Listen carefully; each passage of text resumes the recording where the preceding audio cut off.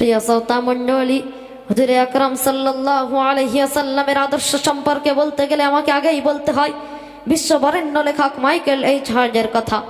তিনি তাঁর বই দ্য 100 তথা 100 মনীষীর জীবন চরিত্র লিখতে যেয়ে তিনি তাঁর সুপ্রসারিত চিন্তা ভাবনা দ্বারা দেখলেন যে আমার এই 100 মনীষীর জীবন চরিত্রের আলোচনার বইটা যদি শুরু করতেই হয় তাহলে মুসলমানদের নবী হযরত মুহাম্মদ সাল্লাল্লাহু আলাইহি ওয়াসাল্লামের আদর্শ দিয়েই শুরু করতে হবে। নারায়ে তাকবীর, নারায়ে তাকবীর।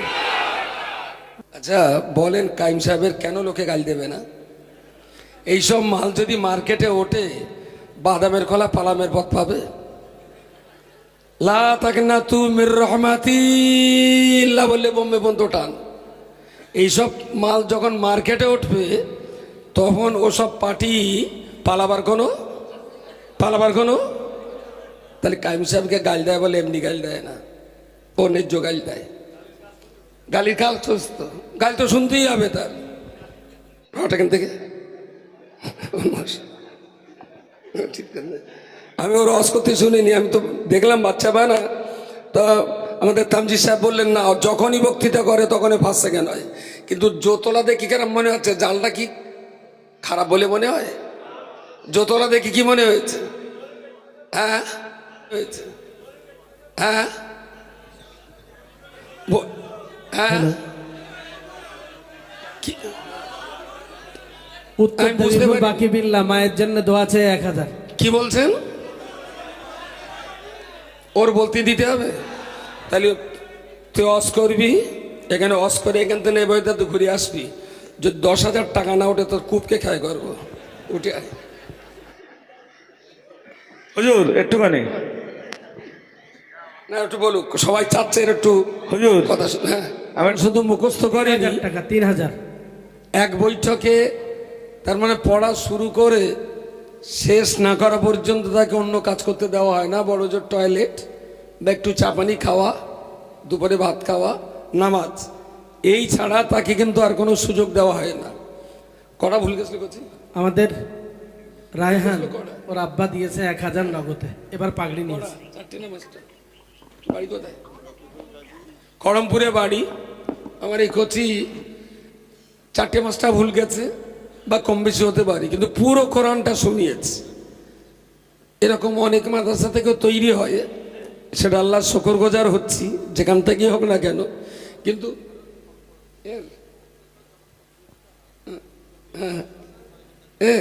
বাহ, একটু বক্তৃতা কদিন দেখি। ও বয়স কত হুজুর? তোরা বক্তৃতা কর 3 মিনিট। 12। বল বল, শুরু কর, বিসমিল্লাহ।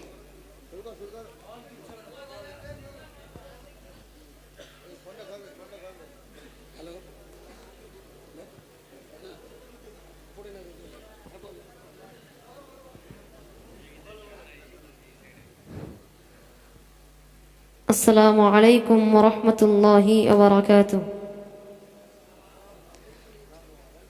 আলহামদুলিল্লাহি ওয়া কাফা ওয়া সালামুন আলা ইবাদিহিল্লাযীনা ইসতাফা, আম্মা বা'দ।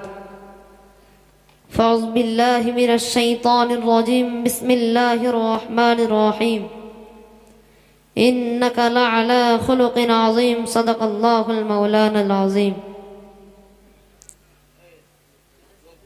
আলহামদুলিল্লাহ, সর্বপ্রথমে শুকরিয়া জ্ঞাপন করি সেই মহিয়ান বরিয়ান সর্বশক্তিমান যাহারই পরে সকল সৃষ্টির গুণগান, সেই মহান রব্বুল আলামিনের দরবারে অসংখ্য শুকরিয়া। সকলে বলি আলহামদুলিল্লাহ।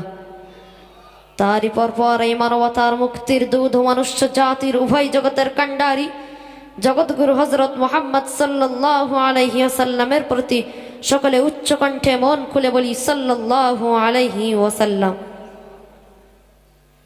অতঃপর আজকের এই মাহফিলের সম্মানিত সভাপতি এবং সামনে উপবিষ্ট সকল শ্রোতা মণ্ডলীকে আমার হৃদয় নিংড়ানো ভালোবাসা ও অভিনন্দন জানিয়ে হুজুর সাল্লাল্লাহু আলাইহি ওয়াসাল্লামের আদর্শ সম্পর্কে কিছু কথা আলোকপাত করার জন্য আমি এখানে দণ্ডায়মান হয়েছি। আচ্ছা বলেন, কাইম সাহেবের কেন লোকে গাল দেবে না? এইসব মাল যদি মার্কেটে ওঠে বাদামের খোলা পালামের পথ পাবে।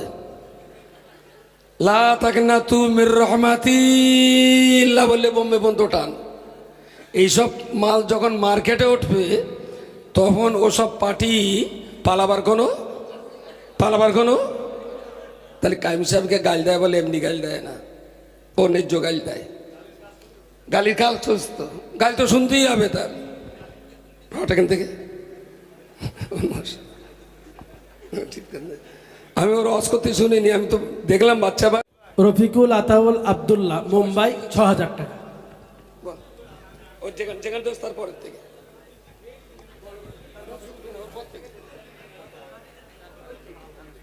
দরুদ ও সালাম সাল্লাল্লাহু আলাইহি সাল্লাম বলেছে তারপর থেকে।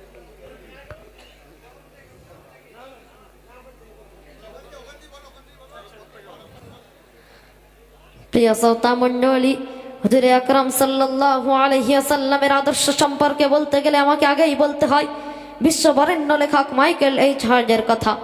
তিনি তাঁর বই দ্য 100 তথা 100 মনীষীর জীবন চরিত্র লিখতে যেয়ে তিনি তাঁর সুপ্রসারিত চিন্তা ভাবনা দ্বারা দেখলেন যে আমার এই 100 মনীষীর জীবন চরিত্রের আলোচনার বইটা যদি শুরু করতেই হয় তাহলে মুসলমানদের নবী হযরত মুহাম্মদ সাল্লাল্লাহু আলাইহি ওয়াসাল্লামের আদর্শ দিয়েই শুরু করতে হবে। নারায়ে তাকবীর, নারায়ে তাকবীর।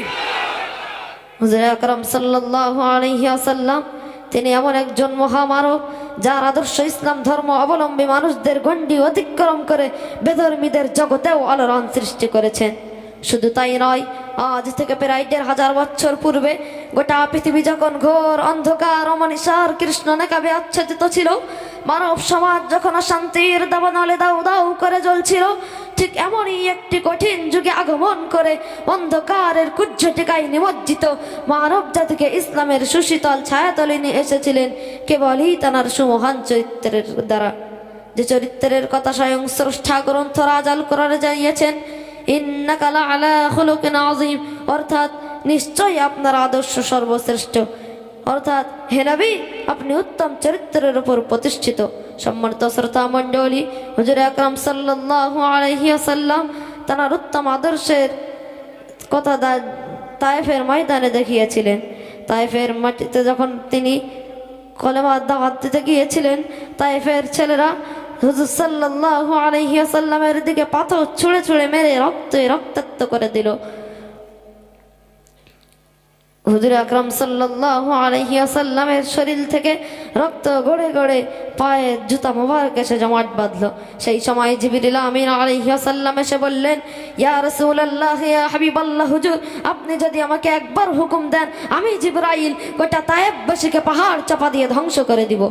সেই সময় মানবতার নবী আমার বলেছিলেন, হে ভাই জিবরাইল, আল্লাহ আমাকে দুনিয়ায় বদদোয়া করার জন্য পাঠায়নি, বরং আল্লাহ আমাকে পাঠিয়েছেন ওমা আরসালনাকা ইল্লা রাহমাতাল লিল আলামিন, অর্থাৎ সমগ্র বিশ্বজাহানের জন্য রহমত স্বরূপ করে। এমন আদর্শের কারণেই তো তিনি মহান। প্রিয় নবী সাল্লাল্লাহু আলাইহি ওয়াসাল্লাম তাঁর 63 বছর জীবন চরিত্রে যে উত্তম অনুপম আদর্শের থিওরি মানব সমাজকে উপহার দিয়েছেন তা শিশু, কিশোর, আবাল, বৃদ্ধা, বনিতা সকলের জন্য মডেল। তিনি একদিকে ছিলেন যেমন দয়ালু, ঠিক অপর দিকে ছিলেন অন্যায়ের বিরুদ্ধে কঠোর মনোভাবাপন্ন। কিন্তু তিনি প্রতিশোধে বিশ্বাস ছিলেন না। শত্রুপক্ষকে হাতের মুঠোয় পাওয়া সত্ত্বেও তিনি দীপ্ত কণ্ঠে ক্ষমার ঘোষণা করে দিয়েছিলেন মক্কা বিজয়ের দিন। এমন আদর্শের কারণেই তো তিনি বিশ্ব সমাজে আসন দখল করেছেন। আল্লাহ তাআলা আমাদেরকে হুজুর আকরাম সাল্লাল্লাহু আলাইহি ওয়াসাল্লামের আদর্শে আদর্শিত হওয়ার তৌফিক দান করুক।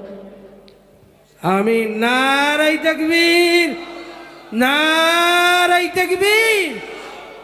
দাওয়াত করলি কত করে টাকা নেবি?